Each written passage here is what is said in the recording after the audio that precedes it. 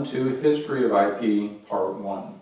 So let's go ahead and start a little bit with the reading that you already completed. So the reading for this was The Universality of Intellectual Property Rights. So it was a great article that was published by WIPO, World IP Organization. And I've actually been in conversation a little bit with Peter, Dr. Peter here, who actually wrote this article as well. The article is actually a much longer length. You'll notice that there's only a few excerpts of the article that are actually within the textbook. But keep in mind that if you want to read the complete article, I did provide the link to it at the very end.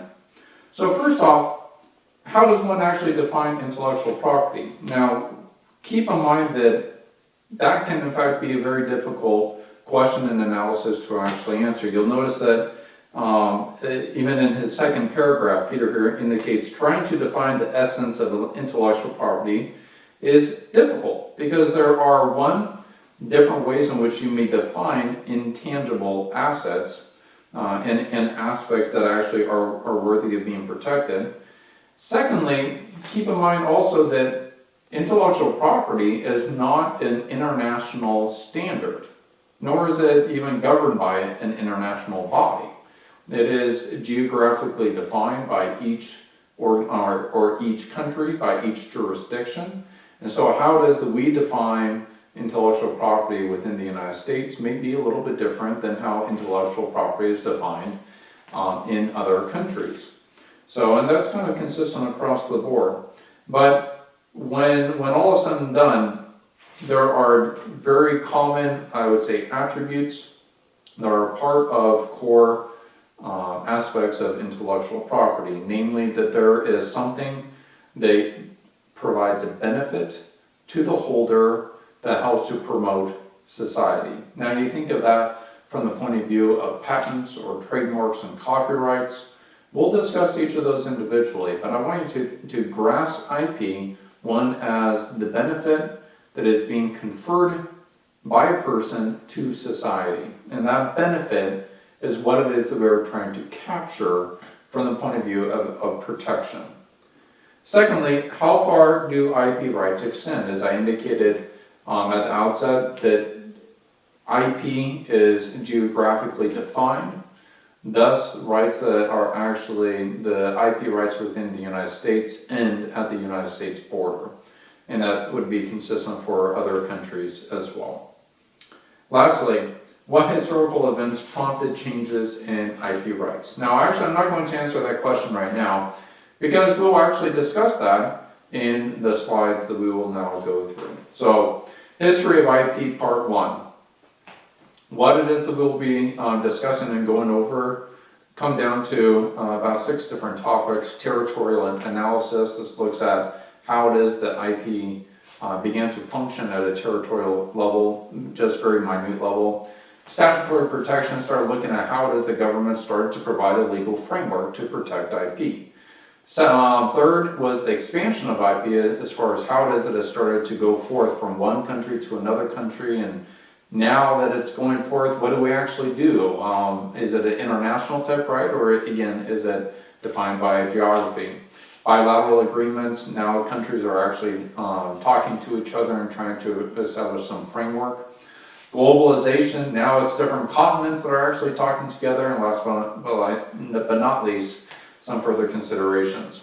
So to set the stage a little bit of IP, one of the benefits of having a digital course is that we can integrate a lot more of the digital type aspects. So we'll watch 2 quick videos that help to describe at a high level what is going on with respect to IP. The year is 1421. It's the age of discovery, and this guy is busy inventing lots of things, like a ship for transporting marble slabs, which he gave a cool name and slapped a patent on. Now, I would say that here, when it talks about Brunelleschi actually, we will discuss this in a little bit, was a very known inventor, very much so. So he was from Italy. He was a prolific inventor. He had many different types of inventions. So that is a very famous name. If you went, in fact, to Florence, there is a dome there called Brunelleschi's Dome that was kind of revolutionary during its time frame. So anyways, Brunelleschi, very much an avid thinker. We'll discuss him more. But news of patents soon spread and people said, hey, that's cool. So in 1474, the world's first formal patent system was established. As trade grew, so did patent registration for fun things like this, and this thing. By the mid-1500s, there were too many of these guys in Venice, so heaps of them moved to trade in other parts of Europe, spreading the patent system. Queen Elizabeth heard about these patents and saw it as another way to snatch tax on things like salt and starch. The people said no, but she said whatever. Parliament decided to curb her abuse of the system by passing this law. Lizzie got sad because all her friends were dying, and then she died. James, her successor, was another abuser of patent law. He died and was then succeeded by Charles. Charles was kind of crazy and did stuff like marrying a Catholic, controlling all the patents, dissolving Parliament, and generally causing chaos like civil war. Treason wasn't cool, so they chopped his head off. No, wait! Printing technology really started to pick up, and reading was high on everyone's to-do list, as was copying books illegally. Printers and authors said, stop doing that, and pressured Parliament to pass this copyright law. It's the 1700s, and the Industrial Revolution saw lots of economic development. Patents were improving everyday life. People became wary of their competition and wanted to register and protect all of their industrial designs, which saw this act pass. Meanwhile, in America, it's 1783 and the Founding Fathers are writing IP rights into the Constitution. Back in Europe, everyone was inventing cool stuff, like booze, and wanted to protect their secret recipes, so the Brits created a trade secrets law to protect them. A little while later, the first modern trademark laws emerged. Bass Brewery in the UK were the first to register theirs. Meanwhile, New Zealanders are busy stripping flax to make rope using shellfish like mussels. And the workers said, this is pretty slow. So Kiwi ingenuity saw the first leaf stripping machine invented and patented. The workers and their muscles were stoked. Hooray! New Zealand filed 21 patents that year. 8 years later, New Zealand established this act. Filing patents is thirsty work, and in 1868, the first trademark was registered in New Zealand for the world's best cognac, Hennessy. It's 1891. Andrew J. Park, a surveyor, mining engineer, and most excellent court lawyer, became a patent lawyer and established A.J. Park. Not to be outdone by their younger sidekick, the Aussies established their own act and registered their first patent for a train braking system a year later. World War I put a downer on inventions and patents, but things picked up again with this thing, and also this stuff. Then World War II happened. As time passed, innovation was everywhere, and the world became a pretty cool place. Then in 1985, China burst onto the patent scene with their first patent, and topped the charts in 2012 by surpassing America with the most patents registered. We've come a long way since Sea Monster was patented almost 600 years ago. Our world has been shaped by intellectual property. We've moved from IP for machines and hardware to things like software, pharmaceuticals, and the unconventional, like smells, jingles, colours, and shapes. Who knows what's next? But one thing's for sure, innovation is here to stay. So one of the things I liked about that video, putting aside some of the more crude aspects, is that it simply gives a great overview as to, it gives you the sense that this is very much a world type subject. This is not just something that is within the United States, and it's not something that's just within Europe. It's something that is everywhere from Australia to New Zealand to parts of China. It literally touches each and every single country in the world. So when you think of a few years ago, I was at a meeting, and this meeting they have IP attaches, which are representatives from the United States that go and represent the United States to other countries in the world. And the whole goal of having an IP attaché is to assist in creating an IP framework for each of these other countries. So it is very much a real dialogue that exists even today. Innovation is not limited to just one country. In fact, even at the turn of the 21st century, there was a book written talking about how the world is flat. And the concept and the idea behind it is that we're becoming such a globalized type of country that what it is that we do in one part literally can affect another part of the world. IP is very much the same way. Let's go ahead and look at one other video that provides a basis, again, for looking at what actually is IP. So the last one kind of gave a little bit of the framework as to how it is the IP progressed over the past few centuries. This will look a little bit about what exactly is IP, again, from a historical point of view. The history of patents. What are the origins of the patent system?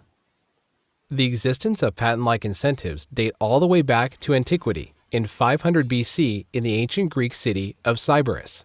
Encouragement was held out to all who should discover any new refinement in luxury, the profits arising from which were secured to the inventor by patent for the space of a year. The first formal legal institutions were developed in the Republic of Venice in the mid-1400s. The Venetian Statute of 1474 decreed that the inventors of new and useful devices would be protected from infringers and copiers for 10 years, so long as they disclosed the details of their inventions. During this time, most Venetian patents were granted in the field of glassmaking, and when a large number of these glassmakers immigrated to other countries in Europe, they sought similar protections from the local authorities. As they immigrated, the notion of patent rights and their expression in patent legal systems began to spread and gain acceptance throughout Europe. During the 1500s to the 1700s, English and French monarchs used patents not only to stimulate invention, but also to grant exclusive trade monopolies to those favored by the court. In the late 1500s, during the reign of Elizabeth I, some 50 patent monopolies were granted over the trade in such staples as salt, soap, starch, iron, and paper. Critics pointed out that these enriched the monopolist and robbed the community, while doing absolutely nothing to stimulate new technology or industry. Ultimately, the growing public outcry forced Elizabeth's successor, James I, to revoke these grants of trade monopolies in 1610. In 1624, the Statute of Monopolies formally repealed the practice and henceforth restricted patent rights solely to new inventions. Throughout Europe, several other important innovations emerged in early patent systems. In the mid-1500s, France became the first to publish patent descriptions from inventors who chose to submit them. And England, under the reign of Queen Anne from 1702 to 1714, was the first to require inventors to submit a written description of their patents in order to describe and ascertain the nature of the invention and the manner in which it is to be performed. In 1729, France began to publish abbreviated digests of patent descriptions, but these were intermittent and subject to delays of up to 60 years after the patents were originally granted. As might be expected, this lack of regularity limited the technological knowledge sharing that is one of the great benefits of a patent system. Where did these early systems fall short? As innovative as these efforts were, most of these old-world patent systems still suffered from other common weaknesses. For example, patents for inventions imported from other countries were regularly granted, increasing the incentive for would-be patentees to copy the creative work of others rather than invent for themselves. Additionally, there was generally no systematic examination of patents by technical experts, in part because this was viewed as an intrusion upon the prerogatives of the Crown.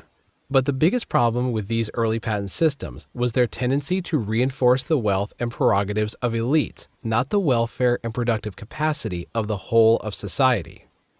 For example, in Britain, patents were largely favors granted by grace of the Crown and were often only secured through court connections.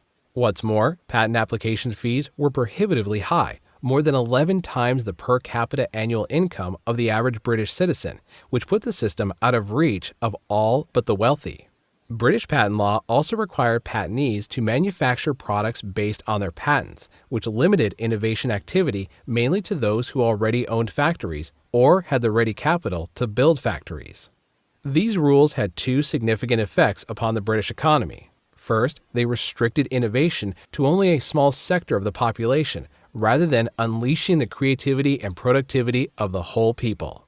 And second, they created a bias toward inventions that enhanced the market dominance of incumbent capital-intensive industries, rather than opening up new markets for disruptive new industries that generally drive economic progress. As historian B. Zarina Khan noted, European societies were organized in ways that concentrated power in the hands of elites and facilitated parasitic rent-seeking by favored producers. The organization of invention was no exception. A society that restricts invention to elites can generate exceptional gains early on, but the initial spurt is unlikely to be maintained. While the elitist nature of early patent systems reflected the feudal economic relations that dominated that era, changes were on the horizon. By the late 18th century, capitalist economies were beginning to emerge across Europe, and in Britain, nationwide lobbies of manufacturers and patentees called for an overhaul of the patent system to bring it in line with this new economy. Surprisingly, the much-needed reinvention did not come from Britain or even from France, but rather it took place in the newly liberated United States, where vibrant capitalism unburdened by centuries of entrenched feudalism was developing.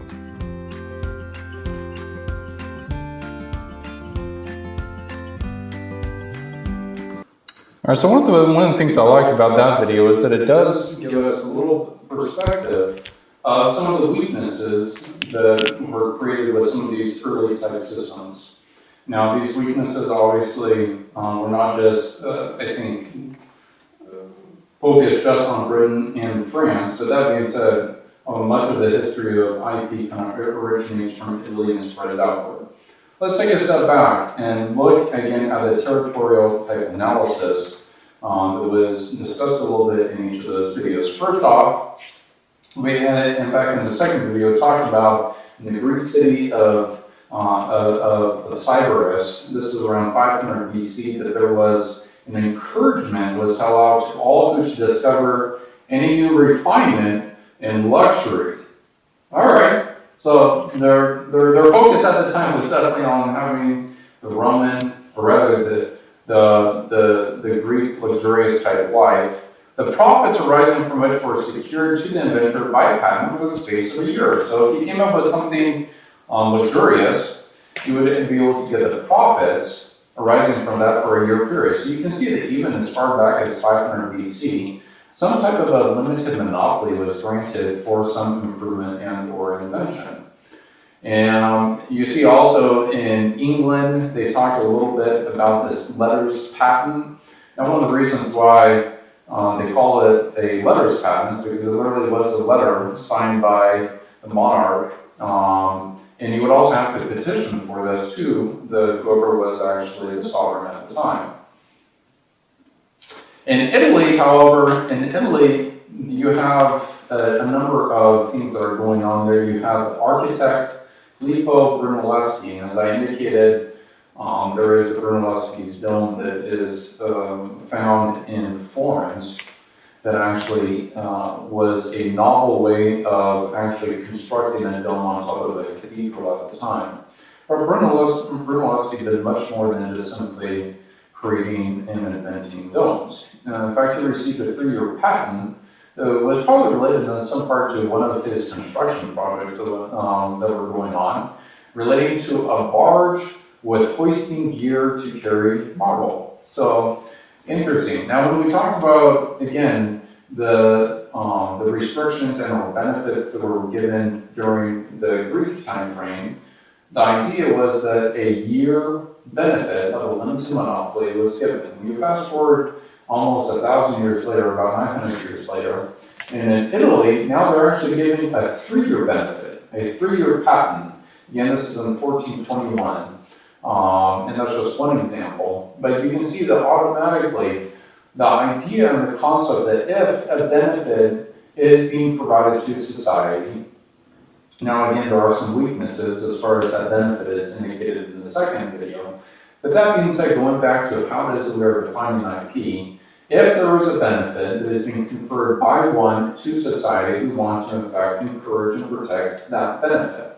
And in the case of patents in particular, you see that as far back as Greece in 500, and fast forward to the 1400s, there is a steady progression as far as the amount of time that would be given for a limited monopoly.